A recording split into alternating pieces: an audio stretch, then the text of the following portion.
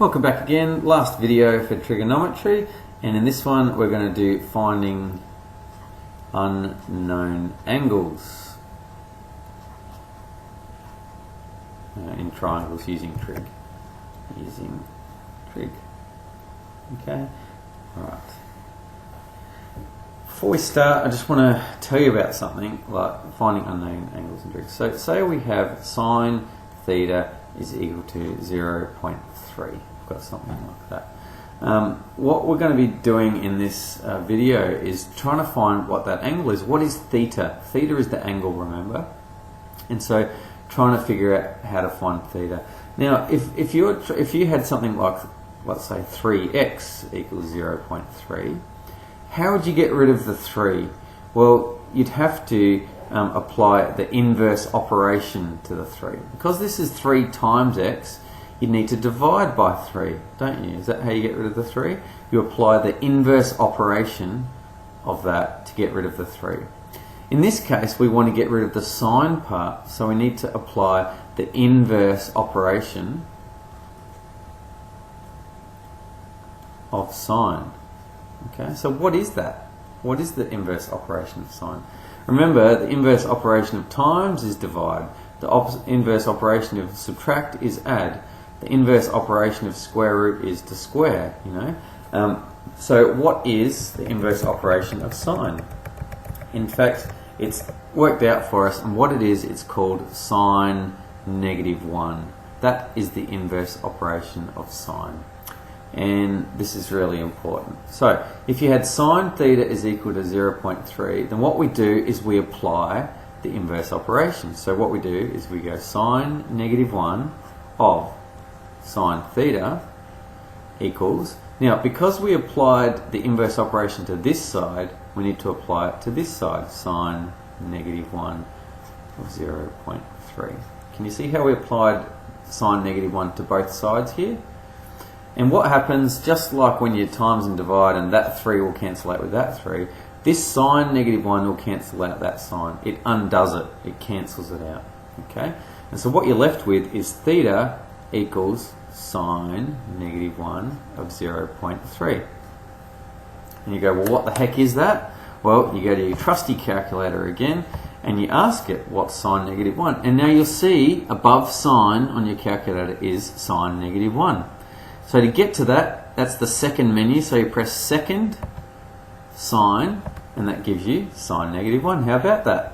And then you type in 0.3, close the bracket, and press enter, and that'll tell you what the angle is equal to. So the angle is equal to 17.46. Equals 17.46 degrees.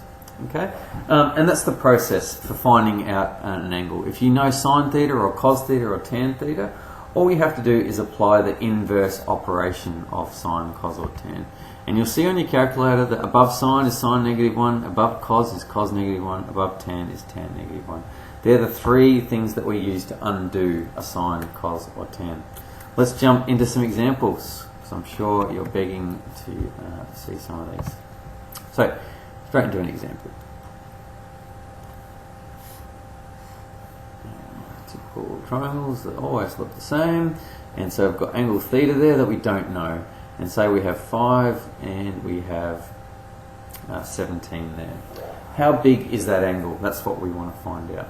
Firstly, what's the ratios? What are our sides? Well, here that's your opposite side, this is your adjacent side, and this is the hypotenuse over here. Which ratio do we need to use? We want the one that uses the opposite and the adjacent, and in fact that's tan. So let's write that down. Tan theta is equal to opposite over adjacent. Therefore, tan theta, so theta is our unknown. See how before we had a side that was unknown? Now it's the angle that we're trying to figure out. So opposite is 5. 17 is your adjacent, and this is the equation that we need to solve.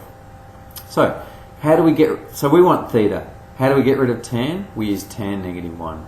Okay, so therefore theta is equal to, if I apply tan -1 to that side, that disappears. It'll be tan -1, and I'll just leave that as 5 over 17 like that. That's a nice, neat way to do it, okay? And then you go to your calculator. Tan negative 1 of 5/17. So just clear that. So we want, firstly, go to tan negative 1. So second, tan negative 1. And then we want to put a fraction in here. So we'll press the fraction button and go 5/17. Press across to get out of the fraction. And then do your close bracket. And then press enter. And that tells you 16.39. So that is equal to 16.39. And what are we talking about here? Well, this is the angle that we're measuring, so it's actually 16.39 degrees. Don't write down centimeters or meters or anything like that. It's the angle, so it's degrees. Theta is equal to 16.39 degrees. And that's how we find missing angles. I'll do one more example, but I reckon you've got the drift already. The hardest bit is actually just using the calculator to do something that you might never have used before. So, gotta get better than that, surely. There, and there. Figure out the faster you do it. See, I did that slow and it turned out really bad. The faster you do it, the better. Good. And so let's try to find out what this angle alpha is here. Just going to change the letters up. That's alpha, another letter that we use for an angle sometimes. And I'll say that this is 47 meters and that this is 11 meters there. Find angle alpha. Firstly, again, label the sides. Here, opposite, because it's opposite the angle. Here, hypotenuse, because it's opposite 90 degrees. And the one that's left over, adjacent. So label your sides. Bang, bang, bang. What's the ratio? That's your second question. What's the ratio that involves adjacent and hypotenuse? So car is our answer, AH, car. So we've got cos of alpha is equal to adjacent, which is 11, over hypotenuse, which is 47. Awesome. So therefore, to get rid of the cos, we apply cos negative 1. So cos negative 1 of 11 over 47. Into your calculator, and then you're done. It's really that simple. Once you've got the concept, it's really simple. 11 over 47. So we want cos negative 1, so second cos, and we want, I've forgotten already, 11 over 47. So enter a fraction in. I put a fraction in there. We've got 11. Press down to get to the bottom. 47. Press across to get out of the fraction. Close the bracket off. I don't know if you need to close the bracket. It probably doesn't matter, but always good to, just in case you stuff something up. And our angle is equal to 76.46. Equals 76.4. Oops. 0.46 degrees. That's the size of that angle there.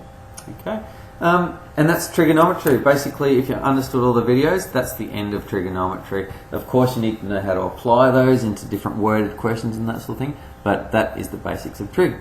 Enjoy.